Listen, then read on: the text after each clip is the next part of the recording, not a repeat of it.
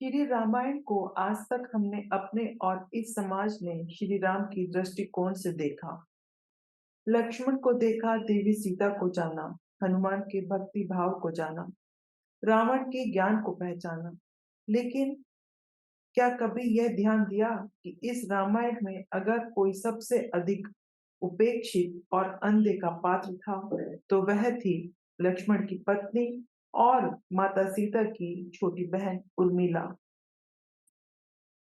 जब राम सीता वनवास को जाने लगे और बड़े आग्रह पर लक्ष्मण को भी साथ जाने की आज्ञा हुई, तो पत्नी उर्मिला ने भी उनके साथ जाने का प्रस्ताव रखा। परंतु लक्ष्मण ने उन्हें यह कहकर मना कर दिया कि राज्य को और उसकी तीनों माताओं को उसकी आवश्यकता है। असीम पतिव्रता थी उर्मिला।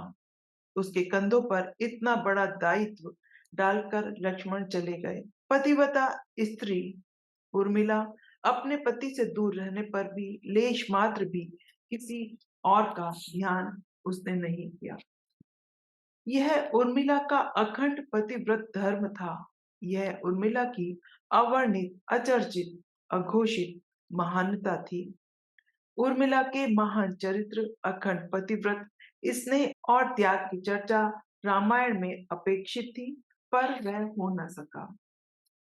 सबसे विकट क्षणों में भी उर्मिला एक भी आंसू न बहा सकी, क्योंकि उसके पति लक्ष्मण ने उससे एक और वचन लिया था कि वह कभी भी आंसू नहीं बहाएगी, क्योंकि अगर वह अपने दुख में डूबी रहेगी तो परिजनों का ख्याल नहीं रख पाएगी। हम और आप यह कल्पना भी नहीं कर सकते कि कैसे अपने पति को 14 वर्षों के लिए अपने से दूर जाने देना और उसकी विदाई पर एक आंसू भी ना बहाना किसी नव विवाहिता के लिए कितना कष्टकारी हो सकता है। वो पल भी कितना हृदय विदारक पल होगा जब परम पूज्य महाराज दशरथ स्वर्ग सिधार गए थे। पर वचन का सम्मान रखने के लिए उर्मिला ने अपनी आंख से एक आंसू भी नहीं निकाला। अपने पति की आज्ञा की वजह से उर्मिला ने पिता को भी इनकार कर दिया। महाराज जनक अपनी पुत्री को मिथिला ले जाने चाहते थे, जो कि उसका मायका था, ताकि माँ और सखियों के साथ में रहकर उर्मिला का पति वियोग का दुख कुछ कम हो सके। परंतु उर्मिला ने मिथिला जाने से सादर इनकार कर दिया। उसने कहा कि अब पति के परिजनों के साथ रहना और दुख में उनका साथ ना छोड़ना ही अब उसका धर्म है। बहुत से लोग इस बात से परिचित होंगे कि अपने वनवास के दौरान अपने बड़े भाई और भाभी की सेवा करने के लिए लक्ष्मण पूरे 14 साल तक नहीं सोए थे।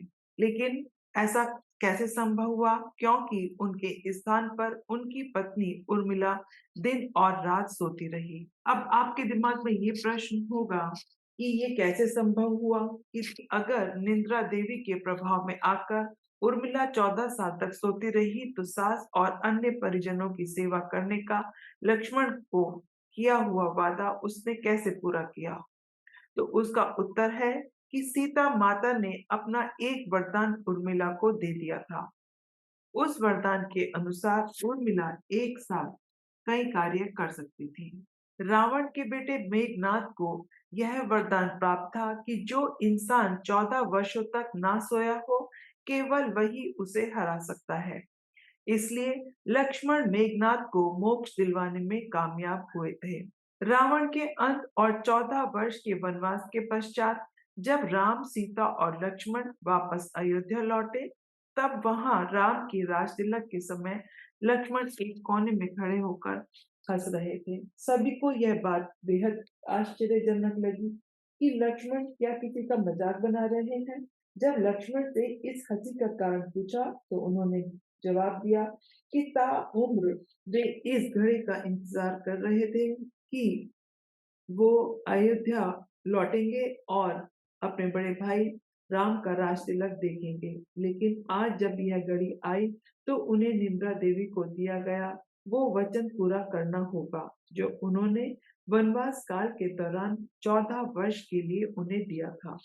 लक्ष्मण ने भगवान राम का राज तिलक नहीं देखा। दरअसल निंद्रा ने उनसे कहा था कि वह 14 वर्ष के लिए उन्हें परेशान नहीं करेगी। और उनकी पत्नी उर्मिला उनके स्थान पर सोएगी।